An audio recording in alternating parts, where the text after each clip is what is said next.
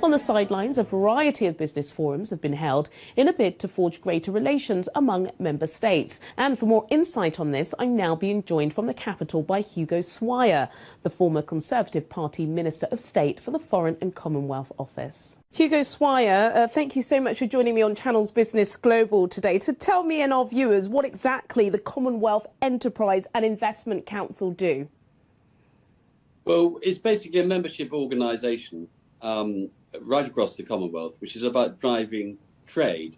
There's something called the Commonwealth Advantage, whereby it's 21% cheaper for one company in a Commonwealth country to trade with another one. And that's something that we're encouraging. We think that's a really great way forward for companies within the Commonwealth family. OK, well, there have been some suggestions, especially because Liz Truss, in the running to become the next Prime Minister, she's been off, especially when she was Trade Secretary, I believe, forging new ties, but mainly focused on the Asia-Pacific region. So some say, well, you know, Britain doesn't really have any interest in, forging better relationships in Africa or in other lower middle-income countries within the Commonwealth. Do you think that's a fair statement?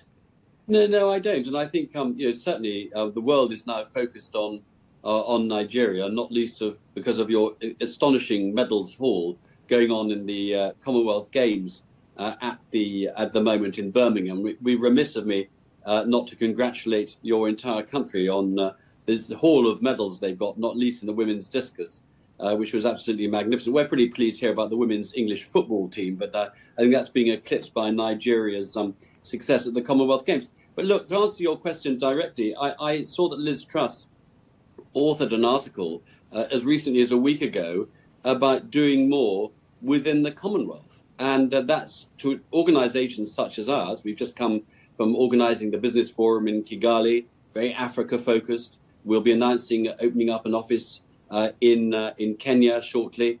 We've got a very, very vibrant office in Nigeria, one in Ghana. We're passionately committed to trading and increasing trade within the Commonwealth. And I see absolutely no reason why either Rishi Sunak or Liz Truss will not continue with that same ambition.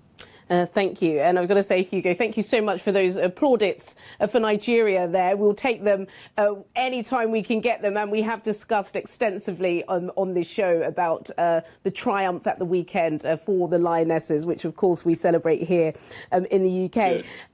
But, of course, the Commonwealth is still quite tainted, I think you'll agree.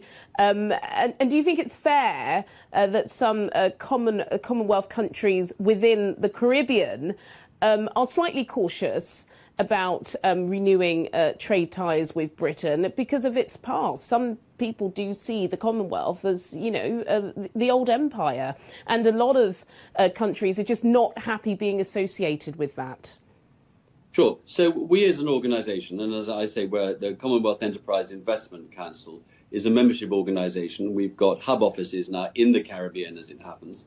As I said, in Ghana, in Lagos, shortly in Nairobi, also in places like Gibraltar and Valletta in Malta and Kuala Lumpur. So we're right across the Commonwealth. We are interested. We're not interested in promoting British bilateral trade with countries in the Caribbean or on the African continent. We're a Commonwealth organisation.